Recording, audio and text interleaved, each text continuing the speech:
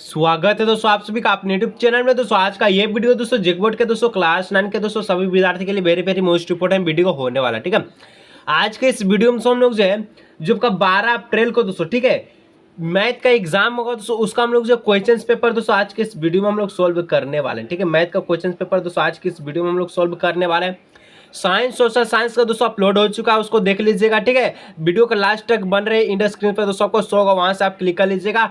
आज के इस वीडियो में दोस्तों लोग जो है यानी कि अभी हम लोग जो है मैथ का दोस्तों क्वेश्चन पेपर सॉल्व करने वाले, जो कि आपका 12 अप्रैल को एग्जाम है। मैथ साइंस सोशल साइंस, जो कि मैथ का दोस्तों आपका पेपर 2 में मिलेगा। साइंस और सोशल साइंस और मैथ एक ही साथ में मिलेगा। ठीक है, तो दोस्तों वीडियो को अंत तक देखिए, जितना भी दोस्तों जरूर से कीजिएगा। और अगर दोस्तों चैनल पर पहली बार आए चैनल को सब्सक्राइब करने के साथ साथ दोस्तों बेल नोटिफिकेशन कॉल पर प्रेस कर लीजिएगा। ठीक है, तो चलिए दोस्तों आज का ये शानदार वीडियो को स्टार्ट करते हैं। वीडियो को लाइक, चैनल को सब्सक्राइब जरूर कर लीजिएगा। ठीक है, तो पहला प्रश्न कहता है दोस्तों कि निम्न में से ठीक है निम्नलिखित में से कौन परिमेय संख्या है? क्या 3, क्या 10 √3, क्या पाई, क्या इनमें से कोई नहीं? हम लोग जानते हैं कि √3 जो आपका है ये अपरिमेय संख्या है। पाई भी दोस्तों अपरिमेय संख्या है, लेकिन 3 दोस्तों ये आपका परिमेय संख्या। 3 को हम लोग 3/1 हम लोग लिख सकते हैं। ठीक है, ऑप्शन नंबर 1 इसका राइट आंसर होगा। ठीक है, चलिए 2 नंबर का प्रश्न कहता है दोस्तों कि दो परिमेय संख्याओं का गुणनफल हमेशा निम्न में से क्या होता? क्या अपरिमेय संख्या होता है, क्या परिमेय संख्या, क्या पूर्ण संख्या, क्या अभाज्य संख्या? तो दो परिमेय संख्याओं का गुणनफल दोस्तों हमेशा परिमेय संख्या होता है। ठीक है, ऑप्शन नंबर 20 का राइट आंसर हो जाएगा। ठीक है, चलिए 3 नंबर का दोस्तों प्रश्न कहता है क्या कहता है कि 0 किस प्रकार की संख्या? तो 0 दोस्तों किस प्रकार की संख्या? क्या अपरिमेय संख्या, क्या अभाज्य संख्या, क्या विषम, क्या परिमेय? दोस्तों 0 को हम लोग 0/1 लिख सकते हैं, यानी कि हर आपका जो शून्य नहीं है बल्कि 1 है, तो इसको हम लोग परिमेय संख्या कहेंगे। ऑप्शन नंबर 4 डी इसका राइट आंसर होगा। ठीक है, चलिए नेक्स्ट दोस्तों 4 नंबर का प्रश्न कहता है प्रत्येक परिमेय संख्या है। प्रत्येक परिमेय संख्या क्या होते हैं? क्या पूर्ण संख्या होते हैं, क्या प्राकृतिक संख्या होता है, क्या अपरिमेय संख्या, क्या वास्तविक संख्या? तो प्रत्येक परिमेय संख्या दोस्तों वास्तविक संख्या होता है। ठीक है, ऑप्शन नंबर डी इसका राइट आंसर होगा। ठीक है, चलिए नेक्स्ट बढ़ते दोस्तों 3 4 हो गया। 5 नंबर ठीक है क्या कहता है कि 3 तथा 4 के बीच में ठीक है निम्न में से कौन सी परिमेय संख्या? 3 और दोस्तों 4 के बीच में ठीक है 4 के बीच में और परिमेय संख्या कौन हो जाएगा? दोस्तों सभी आपका ऑप्शन से ठीक है, अगर आप ऑप्शन बी को चेकआउट कीजिए तो 10/3 इसको अगर भाग दीजिएगा दोस्तों तो 3.33 आएगा, यानी कि ये 3 और 4 के बीच में आ रहा है। ठीक है, यानी ऑप्शन नंबर 20 इसका राइट आंसर होगा। ठीक है, चलिए दोस्तों नेक्स्ट प्रश्न कहता है दोस्तों 6 नंबर क्या कहता है कि 64x = 8। तो x का मान क्या? 64x = 8। ठीक है, तो x का मान तो 8 का जो अगर वर्ग कीजिएगा तो 64 होगा। ठीक है, तो हम लोग कह सकते हैं 8 ठीक है x का पावर क्या 2 लिख सकते हैं। हाँ लिख सकते हैं, बराबर में 8 का पावर 1 है 1 लिख सकते हैं। इसको दोस्तों हम लोग लिख सकते हैं 8 2 × x ठीक है लिख सकते हैं, और इधर 8 का पावर 1 दोनों तरफ दोस्तों बराबर है। 8 8 दोनों तरफ है, तो उसको क्या पावर को हम लोग क्या कर लेंगे यहाँ पर बराबर कर लेंगे। तो 2x + 1 क्या हो जाएगा? 2x = 1, तो x बराबर क्या हो जाएगा? 1/2 हो जाएगा। ठीक है, ऑप्शन नंबर क्या हो जाएगा? 1/2 ऑप्शन नंबर 1 इसका राइट आंसर होगा। ठीक है, चलिए अभी तक दोस्तों जो लाइक नहीं किया दोस्तों वीडियो को एक बार लाइक कर लीजिए दोस्तों, जितना भी दोस्तों जरूर से कीजिए। और अगर दोस्तों चैनल पर पहली बार आए चैनल को सब्सक्राइब करने के साथ साथ बेल नोटिफिकेशन कॉल पे प्रेस कर लीजिएगा। ठीक है, 7 नंबर कहता है इनमें से एक चर वाला बहुपद है। एक चर वाला बहुपद कौन होगा जिसमें एक ही चर होगा? ठीक है, पहला XY ये गलत है, दूसरा में भी XY ये गलत है, इसमें कोई चर ही नहीं, ये तो आपका गलत है। बी ऑप्शन देखिए दोस्तों x यानी कि यहाँ पर सिर्फ एक चर है। ठीक है, ऑप्शन नंबर 20 का राइट आंसर होगा। ठीक है, चलिए नेक्स्ट दोस्तों हम लोग 8 नंबर प्रश्न की ओर बढ़ते हैं। इसमें क्या कहता है बहुपद का 2x + 6 का शून्य क्या होगा?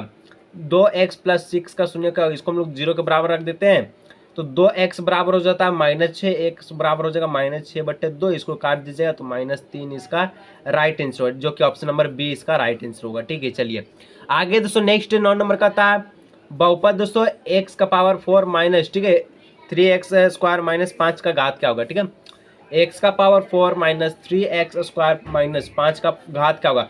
जिसका सबसे ज्यादा घात हो, जो चर राशि पे अगर ज्यादा घात है ठीक है, तो उसका जो दोस्तों आपका सबसे ज्यादा जिसका घात वही बहुपद होता है। यानी कि यहाँ पर घात पूछा जिसका सबसे ज्यादा घात है उसका आंसर हो जाता है। ठीक है, तो यहाँ पर देखिए x का पावर 4 है, तो आपका सबसे ज्यादा बड़ा घात है, यानी ऑप्शन नंबर डी इसका राइट आंसर होगा। ऑप्शन नंबर डी ठीक है 9 का डी।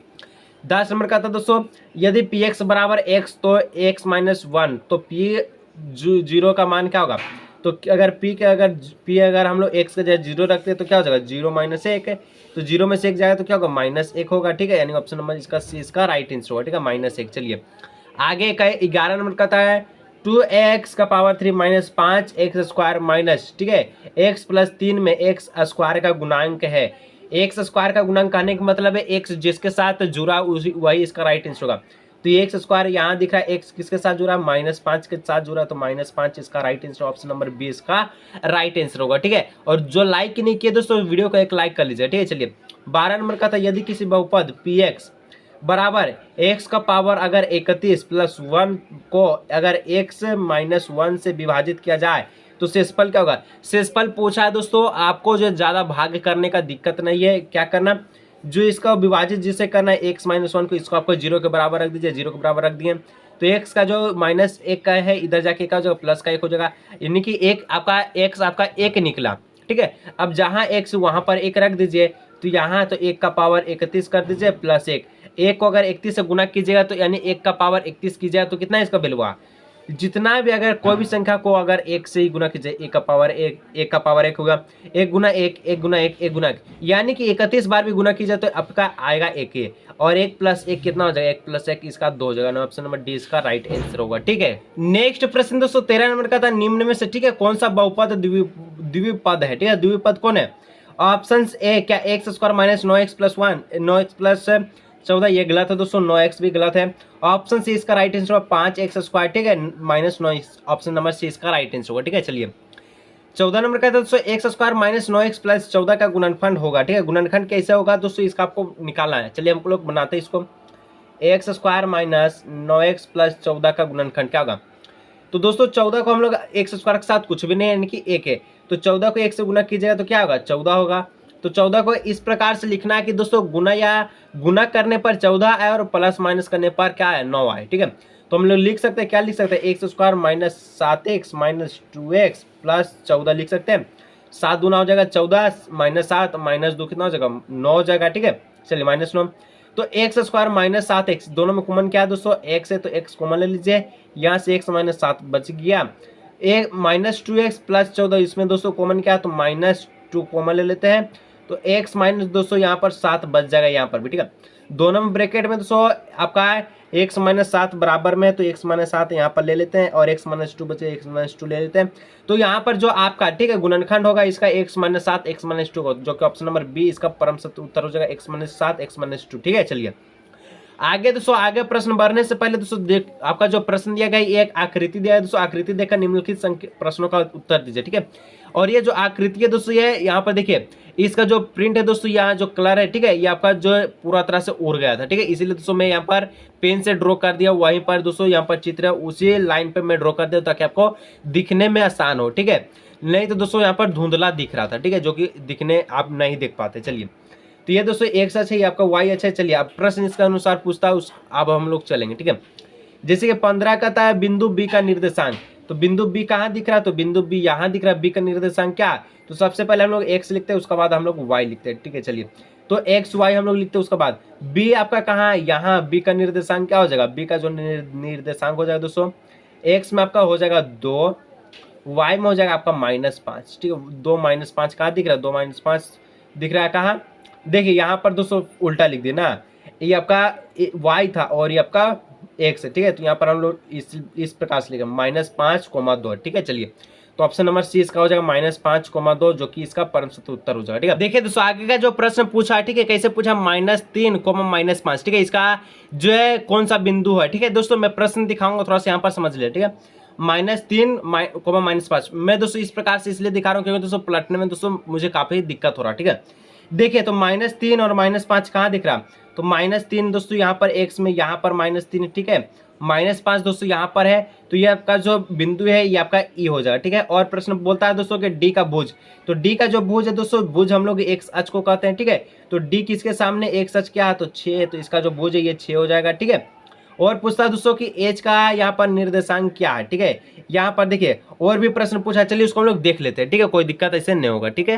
पूछा है कि निर्देशांक, ठीक है, -3, -5 द्वारा पहचाना गया बिंदु, हम लोग अभी देखे ऑप्शन यहाँ पर हो जाएगा बी, ठीक है, ई था, ठीक है, ई था। चलिए 17 है दोस्तों, जैसे कि देखिए दोस्तों आपका जो ग्राफ इस प्रकार से, ठीक है, प्लॉटिंग में दोस्तों काफी दिक्कत होता है, इसलिए डी का जो भुज है दोस्तों ये क्या था, तो डी का जो भुज है 6 था, ऑप्शन नंबर बी इसका राइट आंसर होगा 6, ठीक है। चलिए अब कहता है दोस्तों एच का कोटि तो एज का कोटि दोस्तों देखिए उधर दोस्तों वीडियो को स्किप करके उधर ठीक है देख लीजिएगा थोड़ा सा। मैं दोस्तों थोड़ा सा आंसर बता दे रहा हूँ ठीक है। यहाँ पर इसका जो आंसर होगा -3 होगा। आंसर देख लीजिए, कोई दिक्कत नहीं होगा ठीक है। अब एम का निर्देशांक पूछा दोस्तों। एम का जो निर्देशांक होगा ये दोस्तों होगा क्या होगा, इसका जो एम का जो निर्देशांक था ये आपका था एक्स अक्ष पर 3 और इसका वाई था 0 ठीक है। तो 3 - 0 जो ऑप्शन नंबर ए इसका राइट आंसर होगा ठीक है। चलिए इतना ही प्रश्न दोस्तों आप पीछे वीडियो करके देख सकते हैं, कोई दिक्कत की बात नहीं ठीक है। चलिए अब 20 नंबर, एक्स अक्ष और वाई अक्ष के कटान बिंदु को क्या कहते हैं? इसको दोस्तों हम लोग मूल बिंदु कहते हैं ठीक है। एक्स अक्ष और वाई अक्ष के कटान बिंदु को क्या कहते हैं? मूल बिंदु कहते हैं ठीक है। ऑप्शन नंबर डी इसका राइट आंसर होगा ठीक है। चलिए 21 नंबर का था, यदि 2,0 रैखिक समीकरण 2x + 3y बराबर के का हल है तो के का मान क्या होगा? के का मान क्या होगा दोस्तों? ये x आपका 2 है, y आपका 0 है, इस समीकरण में रखकर देख लीजिए ठीक है। चलिए तो 2 × 2 + 3 × क्या था 3 × 0 है ठीक है। y 0 है तो 0 बराबर में के, तो 2 दूना का 4 + 3 गुना का 0 0 के, तो यहाँ पर 4 + 0 4 बराबर के, तो के बराबर क्या हो जाएगा 4 हो जाएगा ठीक है। ऑप्शन नंबर इसका ऑप्शन नंबर ए इसका राइट आंसर होगा ठीक है। नेक्स्ट है दोस्तों 22 नंबर का प्रश्न कहता है 2 चर वाले रेखीय समीकरण का मानक रूप होगा।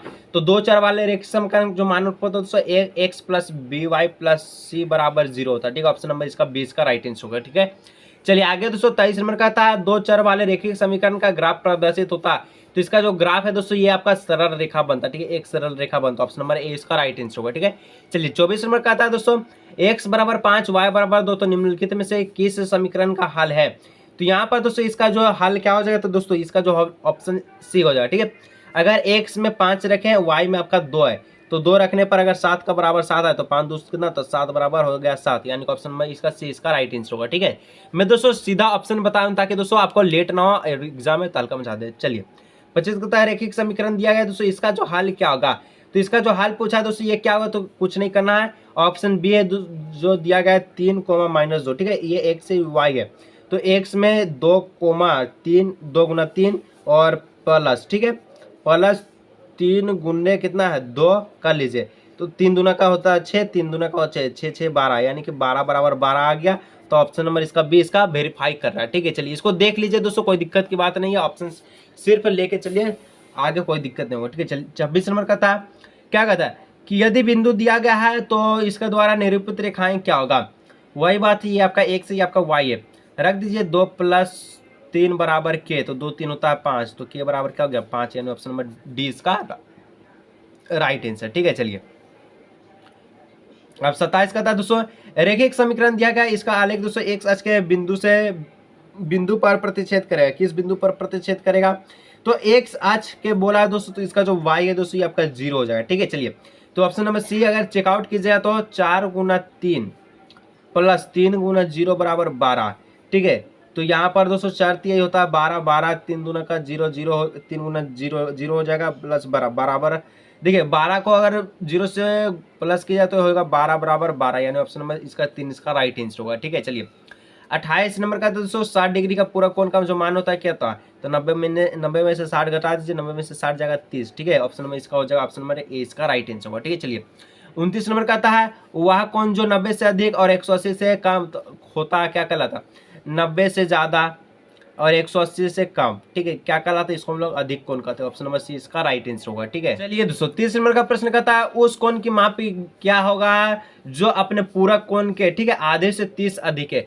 आधे से 30 अधिक है दोस्तों, इसका जो राइट आंसर होगा ये 50 हो ठीक है। ऑप्शन नंबर डी इसका राइट आंसर होगा ठीक है। चलिए 31 नंबर कहता है नीचे दी गई आकृति में रेखाएं दिया गया दोस्तों इस प्रकार का ठीक है, और यहाँ पर बोलता है कि angle AOC plus angle BOE बराबर जो है 70 डिग्री है ठीक है।